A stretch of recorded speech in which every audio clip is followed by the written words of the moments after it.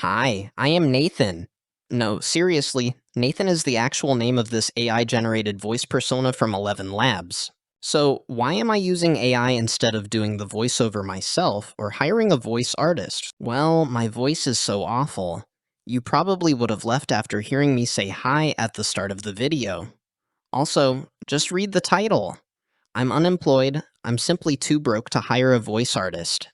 And besides, if you can vibe code your way into a fully not functioning SaaS with 0 users, why can't I vibe edit my way into a YouTube video that's not likely to get any views? Before we get started, let's address this one important issue. This white background is probably damaging your eyeballs right now. Here, let's try a dark mode. Much better, right? But wait, I can't give out dark mode for free. From now on, dark mode will be exclusive for members-only videos. Now that all of that is out of the way, let's get started. A few months back, I basically rode this massive layoff wave. One day I had a job, the next I had nada. No job, no cash coming in, and my savings? Let's just say they were looking pretty sad. Instead of moping, the following week was a total hustle. I gave my resume and LinkedIn a facelift, basically lived on job sites, cranked out cover letters like crazy, and bugged my network for any kind of connection. Fast forward 3 weeks, and yeah, nothing.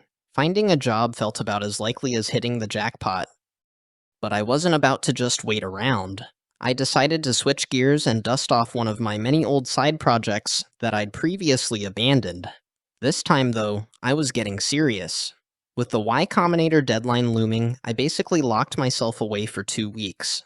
And you know what? By the end of it, I had a solid MVP with just 2 key features, but they were actually polished and ready for people to actually try out. Alright, so before we dive deeper, let me give you the quick rundown on my tech vibe. I'm pretty much your classic TypeScript fanboy developer. You'll always catch me with my sticker-covered MacBook. When it comes to building stuff, my go-tos are Cursor for coding, Clerk for getting that auth sorted, Supabase for the database side of things, TRPC and Next.js playing nicely together for the backend and frontend, and Vercel for making deployments a breeze. Okay, so let's jump back to the MVP I actually built. Picture this. It's a personal tutoring app, currently focused on 2 key things. First, you pick a topic you want to learn. Then, instead of just hitting you with lessons, the app gives you a quick multiple-choice quiz. Here's where it gets cool. We feed your answers to an LLM and it actually figures out what you already know and where you're a bit shaky. Based on that, the LLM then whips up a personalized tutoring curriculum, built specifically to fill in those knowledge gaps. No wasted time, just learning exactly what you need. I'm not actually shilling this right now or putting a link in the description for you to try it. We'll save the full sales pitch for when this channel gets a few more zeros on the view count. Quick pause here. I'm still figuring out this YouTube thing, but one tip I got was to put a call to action somewhere in the middle. So here we are, halfway through, time for that call to action. Call to action! Okay, where were we? Oh yeah, the MVP. So remember that 2-feature app I built? Fast forward just 2 weeks, and somehow it already has 24 users. Seeing that traction, I thought, okay, this is real. So I decided to shoot my shot and apply to Y Combinator for the summer 2025 batch. What? Hold up. Stop the presses. First things first. Introductions. I'm Arango, just another AI chilling here. Seriously, though, this is comedy gold. You actually bought that whole story? He lost his job, couldn't find another? All right, yeah, that part's believable, probably true. But a polished MVP in 2 weeks?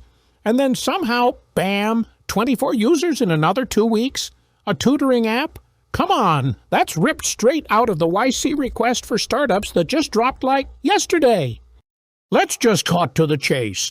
The man lost his job, spent months fruitlessly searching for another, and now, with all this newfound leisure time, he decided to make whatever this is and label it a YouTube video.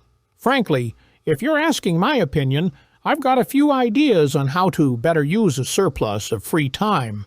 I've heard through reliable sources that one can amass approximately 4,000 live viewers on Twitch by merely streaming the process of ricing an Arch Linux installation. Consider that an actionable suggestion.